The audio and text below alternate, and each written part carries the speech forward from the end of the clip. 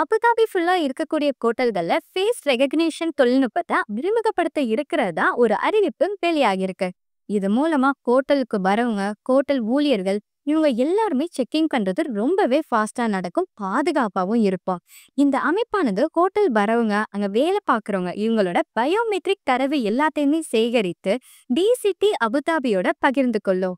கலாச்சாரம் மற்றும் சுற்றுலா துறையால தான் இந்த தகவல்கள் எல்லாமே நிர்வகிக்கப்படும். இந்த புதிய தொழில்நுட்பம் இப்போதைக்கு சில ஹோட்டல்ல சோதிக்கப்படுது. முதல் கட்டத்தில் இது அபுதாபி நகரம் அல் ஐன் அல் தஃப்ராவில் உள்ள 5 ஸ்டார் ஹோட்டல்ல அறிமுகப்படுத்துவாங்க. அதை தொடர்ந்து 4 ஸ்டார் ஹோட்டல்லையும் அதுக்கப்புறமா அனைத்து ஹோட்டல்லையும் அறிமுகப்படுத்துவாங்க. அபுதாபியோட சுற்றுலாத்துறை 2025 வலுவான தொடக்கத்துல இருக்கு. முதல் காலாண்டில் மட்டுமே 1.4 மில்லியன் இரவு நேர பார்வையாளர்களை இது வரவேற்றிருக்கு.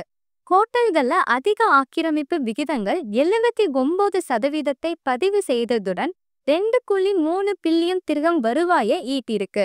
இதன் அடிப்படையில சுற்றுலாத்துறை இந்த ஆண்டு உள்ளூர் பொருளாதாரத்திற்கு சுமார் 62 பில்லியன் திர்ஹம் பங்களிக்கும். 2,55,000 வேலைகளை ஆதரிக்கும்னு சொல்றாங்க. ஏற்கனவே 9 வருஷமா உலகின் பாதுகாப்பான நகரமா தொடர்ந்து தரவரிசைப்படுத்தப்பட்டுள்ள அபுதாபி இந்த நடவடிக்கையின் மூலம் பாதுகாப்பான மற்றும் நவீன பயண இடமா மாறும்னு சொல்லலாம். இந்த நியூ டெக்னாலஜி மூலமா டூரிஸ்டோட பாதுகாப்பு ஒரு மடங்கு மேலே ஏறிக்கு தான் சொல்லணும்.